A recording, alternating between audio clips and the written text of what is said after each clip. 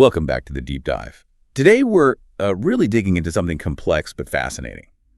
The operational side of running a modern content creator business, specifically focusing on OnlyFans. Yeah, we're talking about the software, the strategies, the whole management setup you need to actually scale and, make serious profit. Exactly. Because it's one thing to create content, but managing it, that's a different beast entirely. Oh, absolutely. The sources we looked at were crystal clear. Running a big page by yourself, it just becomes very tiring, as one put it. It stops being just creative work. Right. It turns into this huge administrative task. So our mission here for you listening is to pull out the practical stuff, the tools, the systems, the agencies, basically how to make more money, save time, and get smarter about your audience with data.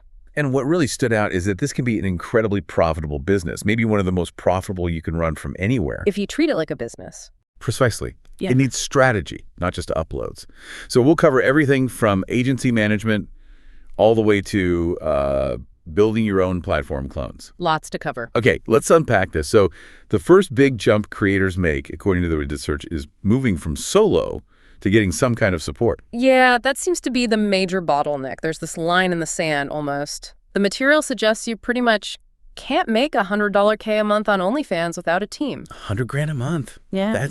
That's serious scale. So a team isn't a luxury, it's essential at that level. It really is. And that forces a choice, right? Build your own team or bring in help. For a lot of creators, going with strategy, #2, which is joining an OnlyFans management agency, is the quickest path. Agencies. Okay, so what do they actually do? What are creators paying for when they give up a percentage? Well, they're paying for specialized skills, mainly. The agency brings in talent for two key things: managing the account itself and doing the marketing. Account management meaning scheduling posts, that kind of thing. Yes, scheduling, uploading, keeping things consistent. But the real value, I think, often comes from the marketing side. They know the tricks for promoting on other platforms. Like TikTok, Reddit, Twitter. Yeah. Places where it's tricky to advertise this kind of content directly. Exactly. Those platforms drive traffic, but you need to know how to navigate their rules, sometimes skirt them a bit, legally, to funnel people back to the OnlyFans page. Agencies are experts at that. And does it work? Are there examples? Oh, yeah. The sources had case studies. They mentioned agencies like ofagency.co, helping creators see 100% to 200% growth month over month. That's huge. Wow, doubling revenue every month. Okay. Yeah. But what if a creator doesn't want an agency? Maybe they want to keep that full revenue share. Well, then they have to build their own team or at least handle the most critical part, which is managing chatters. Chatters. That seems key for engagement, right? And sales. Absolutely critical. Chatters are the ones talking to fans, building relationships, and crucially, pushing those pay-per-view sales, the PPVs. That's where a lot of the immediate money comes from. You just can't scale that interaction level alone. Okay, so you hire chatters, maybe freelancers from Upwork or Fiverr. But then you've got a security issue, don't you? Giving someone access to your account. Exactly. And that's where specific software becomes, non-negotiable. Chatterly, tool #1 is the big one highlighted. Chatterly, what makes it special? It's built for this exact problem. It lets chatters log in and handle all the messaging, the sales pitches, everything, without giving them access to the main account settings. So they can't see the financial dashboard. Or change the password. Or download subscriber lists. Precisely. It creates this secure sandbox for them to work in. It tracks their messages, shows analytics on who's selling the most, and lets the creator set very specific permissions. It stops a chatter from becoming a potential problem. That makes sense. A necessary firewall. Definitely. And if you're hiring independent chatters directly, not through an agency, there are other options too. The sources mentioned tools like Infloww or Fansmetric, tool #8. Same idea, basically. Let them chat, but keep them away from the important stuff. Yeah, exactly. They can manage the DMs, push the PPVs, but they can't change anything critical on the main OnlyFans account. Keeps the core business safe while letting the sales engine run. Okay, so that covers managing the team and the interactions. Let's shift gears a bit to the tools that help with the content itself and promoting it, saving the creator time. Right, efficiency tools. And for text-based stuff, captions, social media posts, even bio ideas, AI is basically standard now. ChatGPT, tool #4, comes up again and again. Everyone knows ChatGPT, but is there a specific recommendation here? Yeah, the sources were pretty insistent on using the premium version, GPT-4. Why GPT-4 specifically? What's the edge for this kind of content? It just generates much higher quality, more nuanced text, which is important, right? For writing captions that are engaging, maybe a little flirty or seductive, depending on the brand. Makes sense. And what else can creators use it for? Oh, tons. Writing captions for potentially hundreds of photos and videos, generating different angles for social media posts to drive traffic, coming up with OnlyFans bio ideas, and a really big one, planning out a whole week's content schedule. Ideas, themes, timing. GPT-4 can draft that in minutes. That's a massive time saver. Okay. From text to visuals, what about making things look good? Canva, tool #5 gets mentioned. Yeah, Canva's pretty ubiquitous, but here it's used for specific high-volume tasks, making sure social media posts look polished and consistent, designing thumbnails for videos to get more clicks, creating that main cover image for the OnlyFans page itself. So branding consistency across platforms. Exactly. It helps standardize the look and feel quickly without needing complex design skills. And then there's the problem of linking everything together. Instagram, Twitter, TikTok. Oh. They usually only let you have that one link in your bio. Right, the classic link in bio problem. That's where tools like Linktree or similar alternatives, tool #7, are just essential. How do they work? They give you one single link for your bio. When someone clicks it, it opens up a simple landing page with all your important links. Your Instagram, your Twitter, maybe a free OnlyFans page, your main paid OnlyFans page, everything in one spot. Super convenient for fans. Yeah, and it's strategic too. You can track clicks on each link within your link tree, so you can see which platform, maybe TikTok versus Twitter, is actually sending you the most valuable traffic, the ones who subscribe. So it adds a layer of marketing analytics too. Smart. Now what about these OnlyFans discovery tools? Tool #6. They sound intriguing. They are interesting. They're basically dedicated platforms where fans go specifically to find new creators, and they have really detailed filters. Filters like what? Beyond basic stuff like age ranges, specific niches like MILF, ethnicity, country, really granular stuff to help fans find exactly what they're looking for. Sounds like a powerful way to get noticed by the right audience. But there's a catch. Yeah, the big caveat in the sources is that these are paid marketing platforms. You have to spend money to get listed or promoted there. They're not like organic social media. So maybe not for beginners just starting out.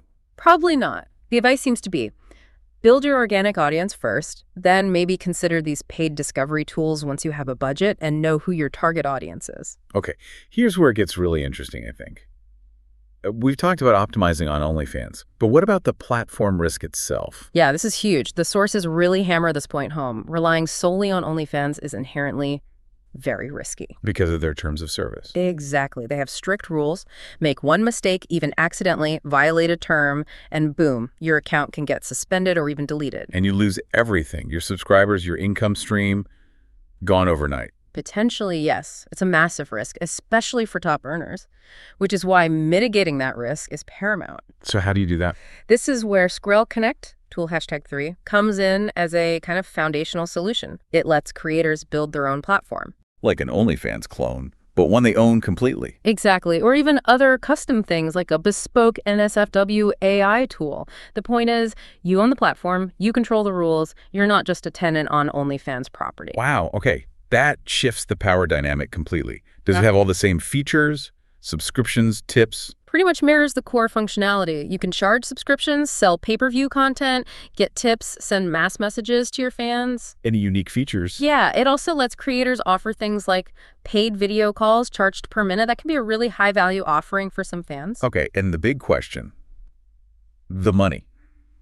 OnlyFans takes that 20% cut, right? Right. 20% off the top of every transaction. Tips, subscriptions, PPVs, everything. Which adds up incredibly fast at scale. Oh, absolutely. If you're making, say, $50K a month, that's $10,000 straight to OnlyFans. Scrile Connect has a different model. How does that work? According to the sources, they charge 0% commission on transactions. Instead, you pay a fixed fee for the software license and hosting, maybe monthly or yearly. So a predictable cost instead of a percentage. Exactly. And once you hit a certain revenue level, that fixed cost becomes way cheaper than giving up 20% of everything. We're talking potentially thousands, even tens of thousands of dollars back in your pocket each month. Plus, you've eliminated the risk of being kicked off the platform. That's a massive financial and security advantage for serious creators. It basically pays for itself very quickly if you have significant earnings. For sure. And it's flexible, too. The sources mention it's even used to build other custom sites like those AI companion platforms, like Candy AI. Interesting. Which brings us neatly to AI again. There's a lot of confusion, maybe fear, about using AI content on OnlyFans itself. Can creators actually do it? Yeah, the rules need clarifying. Based on their official FAQ, OnlyFans draws a very clear line. That's the line. It's all about consent. You absolutely cannot post synthetically generated content depicting a real person without their explicit consent. And non-consensual deepfakes, strictly banned, zero tolerance. Right, that makes sense legally and ethically. So, if I'm the creator and I use AI to modify images of myself, that should be okay because I consent. That seems to be the interpretation, yes. The issue is depicting others without permission. What about AI generating completely fictional people? Like creating an avatar model that doesn't look like anyone real? That is permitted, according to the sources. If the AI creates a totally fictional character, that doesn't violate the consent rule because there's no real individual depicted who needs to consent. Okay, so that opens up creative avenues. And what about AI for interaction? Like chatbots? Yeah, that's definitely happening. The sources mention specific tools like Botly. It's an AI chatbot designed for OnlyFans. What does Botly do? It provides what they call a conversational AI solution that is fun, flirty, and friendly. Basically, it can handle initial interactions with fans. This is like an automated chatter, maybe handling the basic hello messages or simple questions. Exactly. It can provide that instant engagement 204/7, which is hard for human chatters to do. Maybe it warms up the conversation or filters people before a human chatter steps in for the more personalized, high-value interactions or sales. Fascinating. Keep subscribers engaged even when the team is offline. Okay, we've covered a lot of ground here. Agencies, software for chatters, AI for content, backup platforms. Let's zoom out. Why go through all this complexity? What's the actual potential payoff? Well, the potential is astronomical, honestly. The sources threw out a number that's hard to ignore. They cited Black China back in 2021. Okay. Estimated to be earning around 20 million US dollars per month. 20 million a month. Per month. Now, obviously, that's the absolute peak, the very top 0.1%, but it shows the ceiling. Wow. And you don't get there just by posting photos. That kind of income comes from a highly optimized, professionally managed, scaled business operation running underneath. Right. It's proof that the systems we've been talking about are what enable that kind of success. Absolutely. So what does this all mean? What's the big takeaway here? I think the synthesis is that for anyone serious about scaling an OnlyFans presence into a real, sustainable business, these tools and strategies aren't optional extras. They're fundamental. They're non-negotiable if you want to get past a certain point. Yeah. They free up the creator's time, they manage the complexity, they reduce the risk, and they handle the operational grind, the chat, the scheduling, the security. It lets the creator focus on what they perhaps do best, which is the content and the brand. And my final thought really circles back to control, especially financial control. The ultimate goal, it seems, for a top-tier creator is to get away from that 20% platform fee. By moving to their own platform. Exactly. Pairing all these efficiency tools, the analytics, the automation, the AI, with a platform you actually own, like something built with Scrile Connect. That gives you the subscriptions, the PPV, the messaging, all in one place, under your control, with minimal risk and maximum profit margin. That's the end game. That makes perfect sense. It's about building equity in your own digital real estate. So here's the final thought we want to leave you with, the listener. Think about the cost of a creator's time. What's your hourly rate, essentially? Yeah. Then think about that 20% fee OnlyFans takes from every single dollar. How quickly does the time you save using automation software, plus the money you save by ditching the 20% fee and moving to a fixed cost platform like Scrile Connect, actually pay for the investment in that custom platform? That's the calculation. That's the math. For anyone aiming for 6, 7, even 8 figures in this space, figuring that out isn't just interesting, it's probably the most critical business decision you need to make. Thanks for joining us for The Deep Dive.